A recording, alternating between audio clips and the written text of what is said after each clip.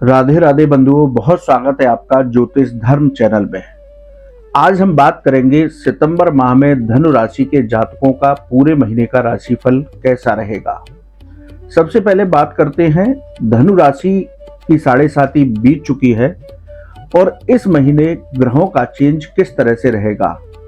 4 सितंबर से गुरु पंचम भाव मेष राशि में बकरी होंगे। 4 सितंबर से शुक्र अष्टम भाव कर्क राशि में मार्गी होंगे। 15 सितंबर से बुध नवम भाव सिंह राशि में मार्गी होंगे।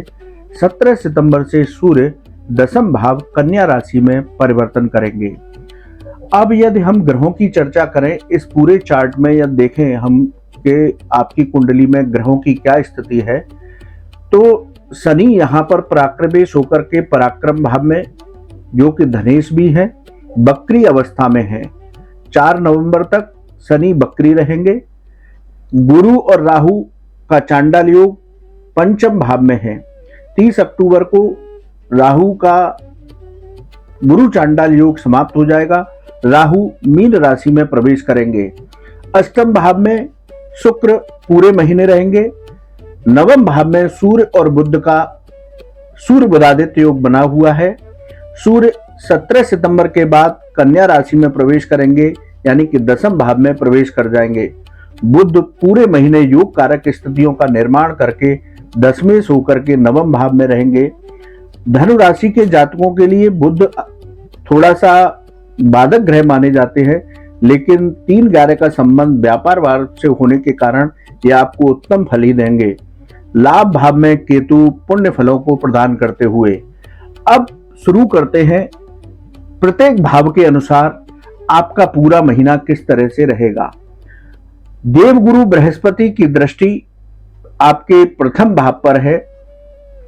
प्रथम भाव के अधिपति पंचम भाव में विराजमान है, तो प्रथम भाव पराक्रम का भाव है, ये आपके आत्मविश्वास का भाव है। तो आप सकारात्मक ऊर्जा के साथ आगे बढ़ेंगे तो आपको इस महीने लाभ होगा।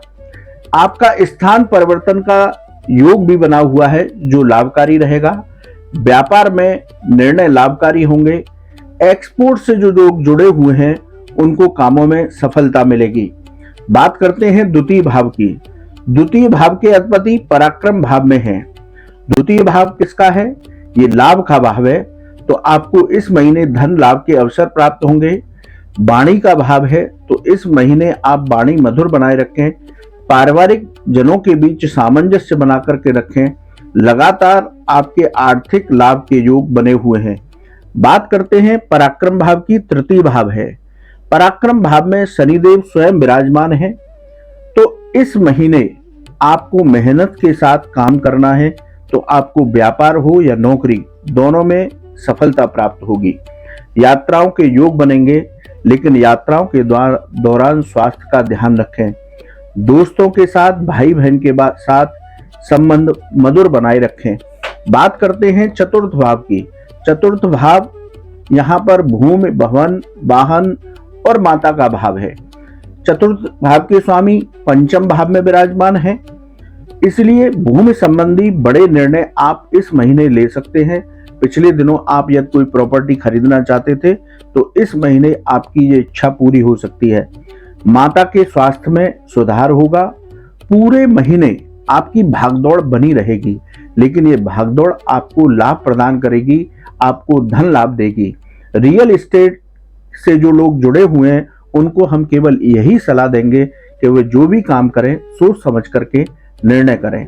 अब बात करते हैं पंचम भाव की, कि पंचमेश का दसम भाव में होना एक महत्वपूर्ण घटना होती है। मंगल की स्थिति प्रथम भाव को भी सहयोग कर रही है। मंगल की दृष्टि पंचम भाव पर भी है, इसलिए पंचम भाव की चर्चा करें तो स्टॉक मार्केट से आपको लाभ हो सकता है। संतान पक्ष से आपके वैचारिक मतभेद हो सकते हैं। शेयर में सोच समझ करके निवेश करेंगे तो आपको लाभ होगा। मेडिकल और केमिकल के छात्रों को इस महीने सफलताएं प्राप्त होंगी। बात करते हैं छठवें भाव की। छठा भाव ऋण, रोग और शत्रुओं का है, इसलिए आपको, यदि आप शुगर के पेशेंट हैं तो इस महीने थोड़ा संभल करके रहें, अपनी दवाइयों को समय पर लें। यूरिन के संबंधित बीमारियां हो सकती है, यूटीआई इन्फेक्शन हो सकता है। कर्ज यदि आपने ले रखा था तो इस महीने आप कर्ज उतारने का मन बनाएंगे और कुछ हद तक आपको इसमें लाभ होगा।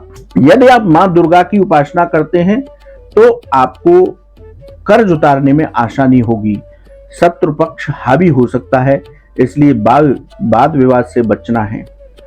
अब बात करते हैं सप्तम भाव की। सप्तम भाव साझेदारी का भाव है, बिजनेस का भाव है और आपके गृहस्थ जीवन का भाव है। सप्तम के अधिपति नवम भाव में है, इसलिए भाग्य का अद्भुत सहयोग बना हुआ है। व्यापार में आपको लाभ के अवसर प्राप्त होंगे। साझेदारी में आप सामंजस्य बनाकर के रखें तो आपको लाभ होगा, यानी कि आप साझेदारी के साथ आगे बढ़ रहे हैं तो सोच समझ करके निर्णय लें। पत्नी के स्वास्थ्य का ध्यान रखें, क्योंकि पत्नी का स्वास्थ्य इस महीने थोड़ा गड़बड़ हो सकता है। अब बात करते हैं अष्टम भाव की। यहाँ पर शुक्र विराजमान है। शुक्र के विराजमान होने से आपको अज्ञात भय बना रहेगा। जो भय आपके मन में अपने आप से बना है, उसकी चिंता आपको लगातार इस पूरे महीने बनी रहेगी। व्यापार के जो अवसर हैं उनमें आपको लाभ प्राप्त होगा। आकस्मिक घटना को शांत मन से सुलझाने का प्रयास करें। खर्चों पर नियंत्रण रखें। विदेश संबंधी मामलों में जल्दबाजी ना करें, सोच समझ करके निर्णय लें। अब बात करते हैं नवम भाव की। भाग्य का भाव है, धर्म का भाव है, शनि का इसके साथ दृष्टि संबंध है। सूर्य और बुध का बुधादित्य योग बना हुआ है। 17 सितंबर के बाद सूर्य संक्रमण करेंगे कन्या राशि में। तो यदि नवम भाव की चर्चा करें तो भाग्य का आपको इस महीने बेहतर सहयोग मिलेगा। धार्मिक कार्यों में भी आपका मन लगेगा। उच्च शिक्षा से जुड़े लोगों को सफलता प्राप्त होगी। बात करते हैं दसम भाव की। दसम भाव में मंगल विराजमान है शत्रु राशि कन्या के साथ। तो यदि आप इस पूरे महीने अनुशासन के साथ अपने कामों को आगे बढ़ाते हैं तो आपको सफलता मिलेगी।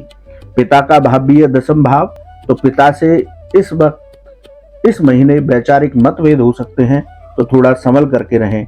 17 सितंबर से 30 सितंबर के बीच जब सूर्य यहां पर आएंगे, मंगल के साथ युति करेंगे और विशेष योग का निर्माण करेंगे, शक्ति योग का निर्माण करेंगे, तो आपको हर क्षेत्र में लाभ ही लाभ होगा। यानी कि 17 से 30 सितंबर के बीच आपके विशेष लाभ के योग मिलेंगे। अब बात करते हैं लाभ भाव की। लाभेश होकर शुक्र जो है अष्टम भाव में है, इसलिए यहां पर आपको आर्थिक लाभ के योग बनेंगे, लेकिन खर्चों पर नियंत्रण रखें। संतान से मतभेद हो सकते हैं, इसलिए संतान से भी आप बातचीत बना करके रखें, उन मतभेदों को दूर करें। बात करते हैं 12वें भाव की। यहां पर खर्चों के साथ आपका आगमन धन का रहेगा, लेकिन फिर भी थोड़ा अपनी योजना को बनाकर चलेंगे तो कर्ज से भी मुक्ति आपको मिल जाएगी। कोर्ट कचहरी का कोई मामला चल रहा है तो उसमें आपको इस महीने सावधानी पूर्वक काम करके आगे बढ़ना होगा। अब बात करते हैं बंधुओं, इस महीने कौन से आपके शुभ दिन रहेंगे और कौन से अशुभ दिन रहेंगे। शुभ दिन आपके 6, 8, 9, 14, 15, 20, 24, 25, 27 और 28 हैं। वहीं अशुभ दिन 1, 2, 10, 11, 12, 20, 21, 22, 29 और 30 हैं। यदि हम यहां पर देखें तो 20 तारीख हमने शुभ दिनों में भी दी है और 20 तारीख हमने आपको अशुभ दिनों में दी है। ज्योतिष में चंद्रमा का बहुत प्रमुख स्थान है। यदि चंद्रमा 4, 8, 12 होते हैं तो इन दिनों हमें संभल करके रहना चाहिए। तो 20 तारीख को आपके चंद्रमा 12 में रहेंगे, इसलिए इन दोनों दिन में आप सोच समझ करके निर्णय लें। अब पूरे महीने आपको क्या उपाय करने हैं जिससे पूरे महीने आपको विशेष लाभ की प्राप्ति हो। पूरा महीना भाद्रपद मास का महीना है, पर्व और उत्सवों का महीना है। इस महीने में आप ओम नमो भगवते वासुदेवाय इस मंत्र का जप करें निरंतर, तो आपको हर तरीके का लाभ प्राप्त होगा। मंदिर में केले का दान करें तो आपको विशेष लाभों की प्राप्ति होगी। तो धनु राशि के जातकों के लिए सितंबर का महीना एक अच्छे बदलाव लेकर के आएगा। धन लाभ के योग बनेंगे, लेकिन आलस्य को छोड़ करके आगे बढ़ें। आपका महीना मंगलमय हो। राधे राधे।